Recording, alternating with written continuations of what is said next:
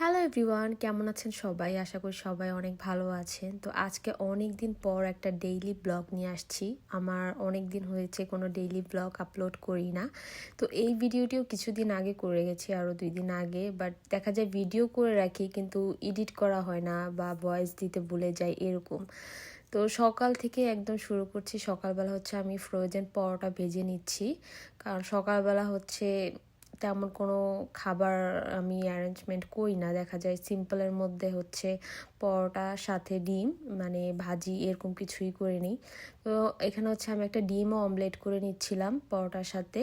আর এখানে হচ্ছে ভাজি, এটা হচ্ছে বাইরের থেকেই আনা ছিল, তো আমি একটু গরম করে নিচ্ছিলাম। ভাজিটা ঠান্ডা হয়ে গেছে।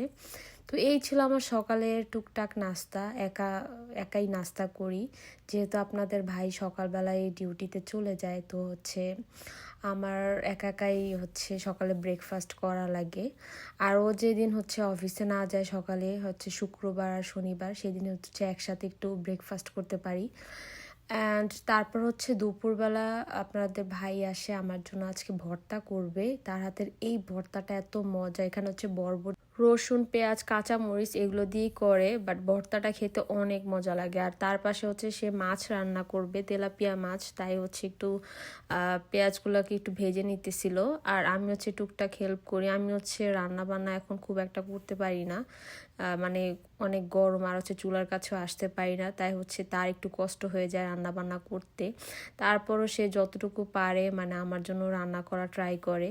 দেন এখানে হচ্ছে মাছের সাথে সে তরকারিটা দিবে। এখানে হচ্ছে চিচিঙ্গা আর হচ্ছে আলু, না যেন ঝিঙা বলে, তো ওগুলা হচ্ছে দিয়ে নেয়। আর সেদিন মাছের তরকারিটা অনেক মজা হয়। আর এখানে হচ্ছে সে মাছ ভেজে রাখছে। আমি হচ্ছে ভাজা মাছ ছাড়া খেতে পারি না, তাই হচ্ছে একটু মাছটা ভেজে নিয়েছিল।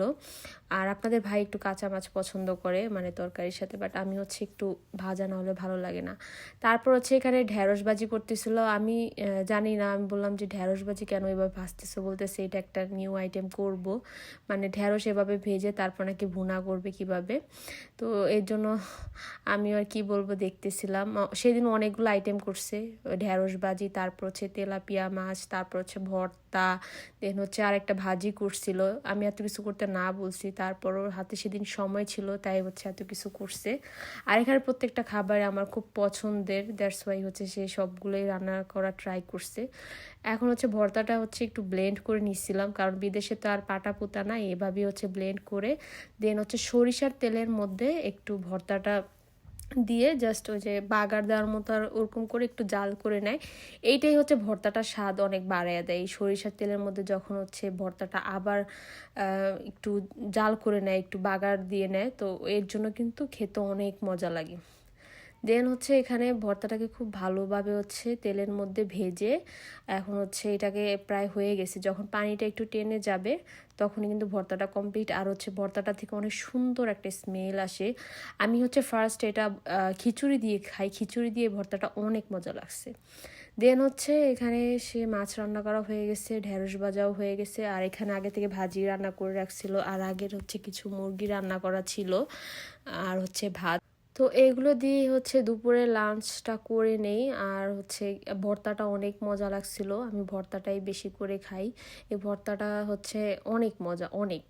তো তারপর হচ্ছে বিকেলবেলা সে আমার জন্য এই যে অনেকগুলো আইসক্রিম আনছে। আমার না ইদানিং অনেক আইসক্রিম খেতে মন চাইতেছিল। আর হচ্ছে যে একটা কাপ কেক আনছে, মানে আমার এই কেকগুলো অনেক পছন্দ। আর হচ্ছে আইসক্রিমগুলো দেখে তো আমি অনেক খুশি হয়ে গেছি। মানে এখন অনেক গরম পড়ছে, তো একটু আইসক্রিম খেতে মন চায়, যে ফ্রিজে থাকলে একটু পর পর একটু আইসক্রিম খেলাম। তাই হচ্ছে আইসক্রিম আর কেকটাও অনেক মজা ছিল। তারপর হচ্ছে এই তো আমি পাওয়ার সাথে সাথে এগুলো খাওয়া শুরু করে দিই। দেন সন্ধ্যা হচ্ছে আমার দেবর আমার জন্য এই স্ন্যাক খাবারটা নিয়ে আসে। তো এটা দেখে আমার অনেক ভালো লাগছে, তো এটা টেস্টও মোটামুটি ভালোই ছিল। তো এই ছিল আমার আজকে ডেইলি ব্লগ। আশা করি ভিডিওটি সবার ভালো লেগেছে। ভালো লাগলে অবশ্যই লাইক, কমেন্ট অ্যান্ড শেয়ার করবে। আল্লাহ হাফেজ এভরিওয়ান।